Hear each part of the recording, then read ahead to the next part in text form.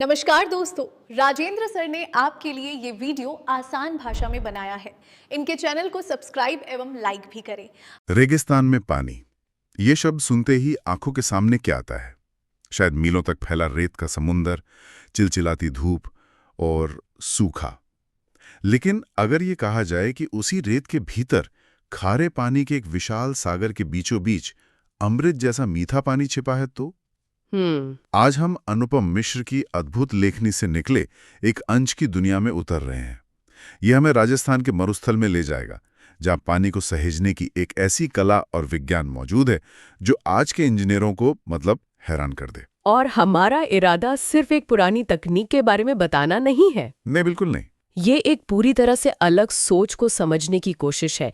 ये समझने की कोशिश है कि कैसे एक समाज ने प्रकृति को इतनी गहराई से समझा, उसके साथ ऐसा तालमेल बिठाया कि पानी की हर एक बूंद को सहेज लिया। तो आज हम कुई के बारे में बात करने वाले हैं।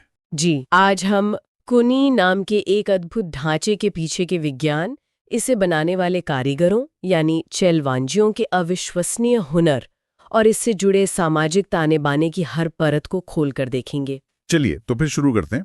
सबसे पहले उस इंसान की कल्पना करते हैं जो इस कुनी को बनाता है। चेलवांजी। सोचिए, एक बेहद तंग, मुश्किल से 2.5-3 फुट चौड़ा और लगभग 30-35 हाथ गहरा गड्ढा, और उसके अंदर एक व्यक्ति उखरू बैठा है। उखरू मतलब पंजों के बल घुटने मोड़कर। हाँ बिल्कुल। और चारों तरफ घुटन, पसीना और गर्मी है, और उसके हाथ में कोई बड़ा फावड़ा या कुदाल नहीं, बल्कि बसौली नाम का एक छोटा सा औजार है, जो लकड़ी के हत्थे वाला एक नुकीला फावड़ा होता है। और उसी से वो इंच दर इंच खुदाई कर रहा है। देखिए, यहाँ पर एक बहुत जरूरी फर्क समझना होगा। हाँ बिल्कुल। वरना हम इसकी जो खासियत है उसे शायद पकड़ ही नहीं पाएंगे। ये कोई साधारण कुआं नहीं है। अच्छा। हाँ, कुआं जो हम सब जानते हैं वो एक पुल्लिंग शब्द है। वो तो भूजल के लिए बनता है और उसका व्यास भी बड़ा होता है। Right, ground water. एग्जैक्टली। लेकिन कुई एक स्त्रीलिंग शब्द, ये व्यास में भी बहुत छोटी होती है और पानी हासिल करने का इसका तरीका तो बिल्कुल ही अलग है। तो ये भूजल से नहीं जुड़ती? नहीं, ये भूजल से नहीं जुड़ती, बल्कि बारिश के पानी को एक बड़े विचित्र ढंग से समेटती है, और वो भी तब जब बारिश हुए महीनों बीत चुके होते हैं। एक मिनट, तो ये कुएं जैसा दिखता है पर कुआं है नहीं, और ये भूजल भी नहीं लेता, मतलब इसका पानी पाताल से नहीं आता। ये बात थोड़ी उलझन भरी है। अगर ये भूजल नहीं है तो फिर क्या है? बिल्कुल, और यही इस पूरी कहानी का सबसे दिलचस्प पहलू है। हम इस पर आएंगे, लेकिन पहले उस चेलवांजी के काम को और समझते हैं, क्योंकि ये कुई की आत्मा है। ये काम जितना हुनर का है, उससे कहीं ज्यादा जोखिम भरा है। जोखिम भरा कैसे? मतलब मिट्टी धंसने का डर तो होगा ही, पर और क्या चुनौतियां होती हैं? मिट्टी धंसना तो सबसे बड़ा खतरा है ही, लेकिन जरा सोचिए, उस तंग गड्ढे में ऊपर से मलबा रस्सी के सहारे एक छोटी बाल्टी में खींचा जा रहा है। जाहिर है खींचते हुए कुछ रेत पत्थर नीचे भी गिरेंगे। हाँ, ये तो होगा ही। इसीलिए चिलवांजी अपने सर पर कांसे, पीतल या किसी और धातु का एक बर्तन टोप की तरह पहनते हैं, ताकि सिर बचा रहे। और गर्मी और घुटन का क्या? जैसे जैसे वो गहरा जाता होगा, हवा तो कम होती जाती होगी, दम घुटने लगता होगा। बिल्कुल, गहराई में जाते जाते ऑक्सीजन कम होने लगती है और गर्मी बढ़ जाती है। और इसका जो उपाय उन्होंने निकाला है वो प्रकृति को समझने का एक अद्भुत उदाहरण है। रुके, ये मैंने सही सुना? दम घुटने से बचाने के लिए वो लोग ऊपर से रेत फेंकते हैं? जी हाँ। ये तो सुनने में बिल्कुल उल्टा लगता है। रेत तो दम और घोंट देगी। ये काम कैसे करता है ना कमाल की बात? ऊपर जमीन पर खड़े लोग बीच बीच में मुट्ठी भर रेत बहुत जोर से नीचे फेंकते हैं। इससे होता ये है कि रेत के कण तेजी से नीचे जाते हुए अपने साथ ऊपर की ताजी हवा का एक स्तंभ नीचे धकेलते हैं। अच्छा। ये ताजी हवा नीचे पहुंचती है और गहराई में जमी दम घूंटू गर्म हवा उस झोंके से ऊपर की ओर लौट आती है। सोचिए, जो हवा रेत के बड़े बड़े टीलों को उड़ा देती है, वही हवा यहाँ एक मुट्ठी रेत से काबू में आ जाती है। यह तो अविश्वसनीय है। मतलब समस्या का समाधान उसी चीज से निकाला जो समस्या का हिस्सा लगती है। खैर, अब चिनाई पर आते हैं। इतनी नरम मिट्टी में दीवारें कैसे बनाते होंगे? यहाँ सबसे बड़ी कलाकारी सामने आती है। कुई की चिनाई को चेजा कहते हैं, और जो ये काम करते हैं वो चिलवांजी ही चेजारो कहलाते हैं। ये कोई आम चिनाई नहीं है। इसमें हर दिन जितनी खुदाई होती है उतनी ही दीवार की चिनाई हाथ के हाथ कर दी जाती है। उसी दिन? हाँ, उसी दिन। अगर एक दिन की भी खुदाई को बिना चिनाई के छोड़ दिया तो नरम मिट्टी धंस सकती है और चेजारो की जान पर बनाएगी। लेकिन हर जगह चिनाई के लिए पत्थर तो मिलते नहीं होंगे। उन इलाकों में क्या करते हैं? बिल्कुल सही सवाल, और इसका जवाब तो और भी ज्यादा हैरान करने वाला है। जहां पत्थर नहीं मिलते वहां कुई को रस्सी से बांधा जाता है। रस्सी से? मतलब पूरी की पूरी कुई को रस्सी से सहारा दिया जाता है? ये भला कितना मजबूत होता होगा। ये कोई आम रस्सी नहीं होती। इसके लिए खींप नाम की एक खास घास से एक मोटा मजबूत रस्सा बनाया जाता है। पहले दिन की खुदाई के साथ ही गांव के लोग इस घास से रस्सा बटना शुरू कर देते हैं। दिन का काम खत्म होने पर चेजारो उस रस्से का पहला गोला दीवार से सटाकर बिछाता है। अच्छा। फिर इसके ऊपर दूसरा, तीसरा और ऐसे ही कुंडली की तरह ऊपर तक आते हैं।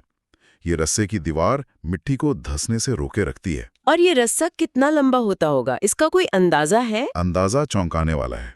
एक औसत 10 हाथ गहरी कुई के लिए ही लगभग 150 हाथ लंबे रस्से की जरूरत पड़ती है।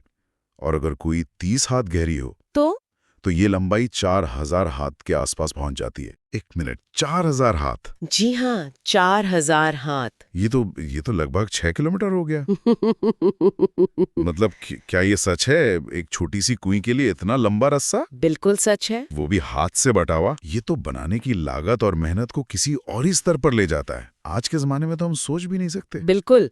बाहर से देखने वाले किसी नए आदमी को तो समझ ही नहीं आएगा कि यहाँ कोई खुद रही है या रस्सा बन रहा है। कमाल है। और सुनिए, जहाँ खींप घास भी नहीं मिलती जी, वहाँ लकड़ी का इस्तेमाल होता है। अरणी, बण या कुंबट जैसे पेड़ों की मजबूत टहनियों से बने लट्ठों को नीचे से ऊपर की ओर एक दूसरे में फंसाकर एक गोलाकार दीवार खड़ी की जाती है। ओके। फिर इन्हें भी रस्सी से बांध दिया जाता है। इस तरह की बंधाई का आकार सांप की कुंडली जैसा होता है, इसलिए इसे सापनी भी कहते हैं। ये बनाने का तरीका तो कमाल का है, लेकिन मेरे दिमाग में अभी भी वही बात अटकी हुई है। हम इतनी मेहनत से गड्ढा खोद रहे हैं, उसे पत्थर या रस्सी या लकड़ी से बांध रहे हैं, पर हम ये सब उस जगह कर रहे हैं जहां पानी है ही नहीं। तो आखिर में इसमें पानी भरेगा कहां से? ये भूजल नहीं है, सीधे बारिश का पानी भी नहीं है, तो फिर ये कोई जादू तो है नहीं। पानी आ कहां से रहा है? आपने बिल्कुल सही सवाल पूछा है, और इस रहस्य को समझने के लिए हमें वहां के समाज द्वारा किए गए पानी के वर्गीकरण को समझना होगा। उन्होंने अपने अनुभवों से पानी को 3 अलग-अलग रूपों में बांटा है। ओके, तो इसे जरा खोलते हैं। पानी के ये 3 रूप कौन-कौन से हैं? पहला रूप है पालर पानी। ये वो पानी है जो सीधे बरसात से मिलता है, यानी सरफेस वाटर। ये धरती की सतह पर बहता है और इसे हम नदी, तालाब या टांकों में लोकते हैं। ये पानी हम देख सकते हैं। ठीक है, सरफेस वाटर, ये तो समझ आता है। और दूसरा रूप है पाताल पानी। जैसा नाम से ही जाहिर है, ये पाताल का पानी है, यानी भूजल या ग्राउंड वाटर। इसे कुओं या ट्यूबवेल से निकाला जाता है। रेगिस्तान में ये पानी अक्सर खारा होता है। ठीक है, पालर पानी यानी सतह का पानी और पाताल पानी यानी जमीन के नीचे का पानी। लेकिन कुएं तो इन दोनों से ही पानी नहीं लेते। बिल्कुल नहीं। तो फिर तीसरा रूप क्या है? वो है रेजानी पानी। ये पालर पानी और पाताल पानी के बीच का तीसरा रूप है। यही वो पानी है जिसे कुएं समेटती है। रेजानी पानी दरअसल मरुभूमि में रेत की सतह से कुछ 10-15 हाथ से लेकर 50-60 हाथ नीचे खड़िया पत्थर यानी जिप्सम की एक पट्टी चलती है। ये पट्टी एक बहुत बड़ा और जरूरी काम करती है। और वो क्या? ये पट्टी ऊपर से रिसे बारिश के पानी को नीचे खारे पाताल पानी में मिलने से रोक लेती है। अच्छा। ये एक तरह की वाटरप्रूफ लेयर की तरह काम करती है। तो बारिश का जो पानी रेत में समाता है वो नीचे ना जाकर इस खड़िया पट्टी के ऊपर और रेत की सतह के नीचे नमी के रूप में फैल जाता है। रेत के कणों में समाई हुई यही विशाल नमी है रेजानी पानी। वाह, मतलब खारे पानी के सागर के ऊपर मीठे पानी की एक अदृश्य झील तैर रही है। लेकिन यहाँ एक और सवाल उठता है। रेगिस्तान की इतनी तेज गर्मी में ये नमी भाप बनकर उड़ क्यों नहीं जाती? यहाँ प्रकृति का एक और जादू काम करता है।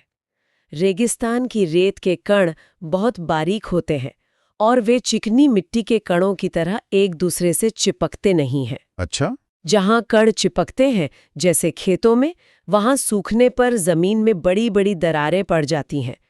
उन दरारों से जमीन में जमा नमी आसानी से भाप बनकर उड़ जाती है। लेकिन रेगिस्तान में दरारें नहीं पड़ती। बिल्कुल, वहाँ रेत के कण बिखरे रहते हैं, उनमें लगाव नहीं होता तो अलगाव भी नहीं होता। पानी गिरने पर वे बस थोड़े भारी हो जाते हैं, अपनी जगह नहीं छोड़ते। इसलिए मरुभूमि में दरारें नहीं पड़ती। तो ऊपर की रेत? ऊपर की सूखी रेत एक मजबूत पहलेदार की तरह इस नमी को सूरज की गर्मी से बचाकर रखती है। और कुई क्या करती है? कुई का जो खाली पेट होता है, उसकी खाली जगह अपने चारों तरफ फैली इसी नमी पर दबाव डालती है और उसे फिर से बूंदों में बदल देती है। वाह! बूंद बूंद रिसती है और कुई में इकट्ठा होने लगती है। ये सचमुच खारे पानी के सागर में अमृत जैसा मीठा पानी पाने जैसा है। ये तो प्रकृति और इंसान के तालमेल का एक शानदार उदाहरण।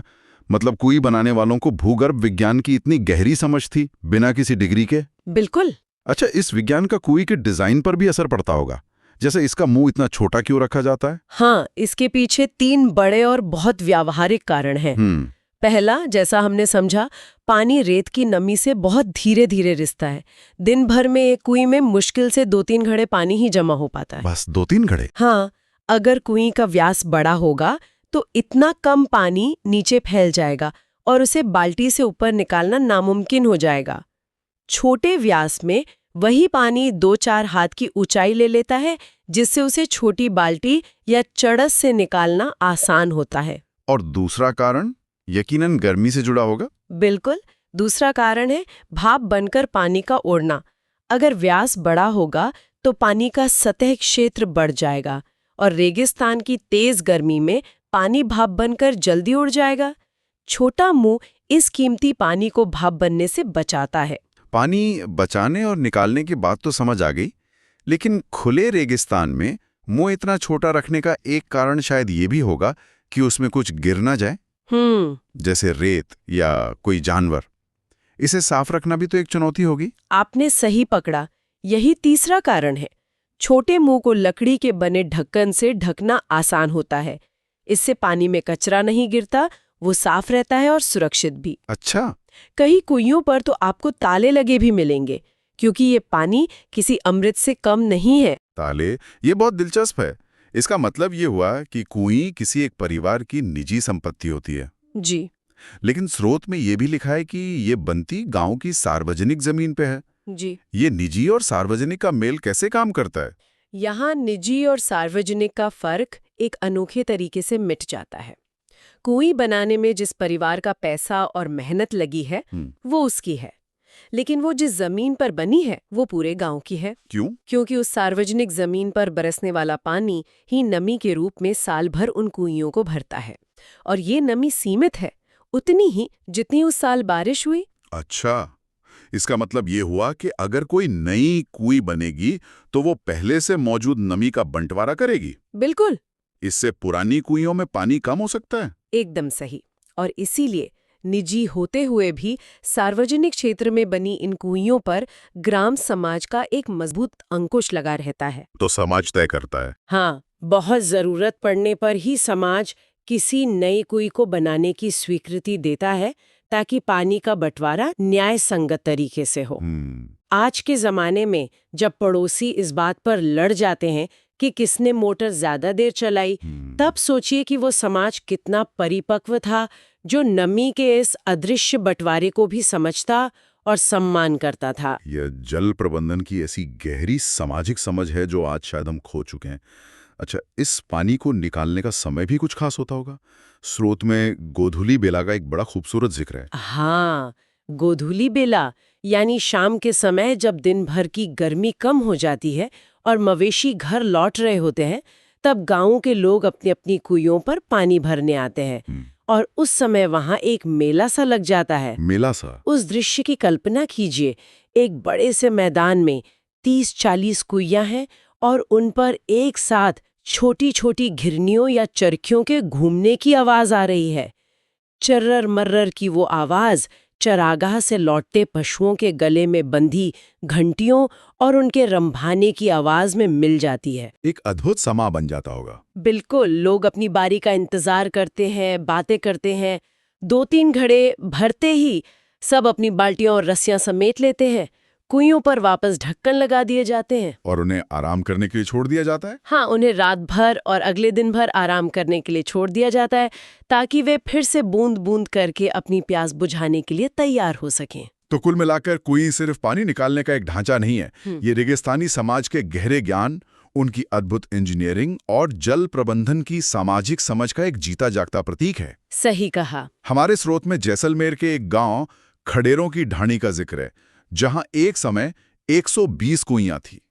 लोग उस इलाके को 6 BC यानी 6 गुणा 20 120 के नाम से जानते थे। और ये सदियों पुरानी तकनीक आज हमें बहुत बड़ा सबक सिखाती है। ये दिखाती है कि कैसे प्रकृति के साथ लड़कर नहीं, बल्कि उसके साथ सामंजस्य बिठाकर, उसे समझकर संसाधनों का प्रबंधन किया जा सकता है। ये तकनीक टिकाऊ है, स्थायी है और पर्यावरण के अनुकूल है। और यहीं से आज का सबसे जरूरी सवाल भी उठता है, खासकर आज के जल संकट के दौर में। बिल्कुल। स्रोत हमें बताता है कि 100-200 साल पहले बनी ये कुइयां आज भी बिना थके, बिना किसी बड़ी लागत या रख रखाव के लोगों को मीठा पानी दे रही हैं। अब जरा इसकी तुलना आज के दौर से कीजिए।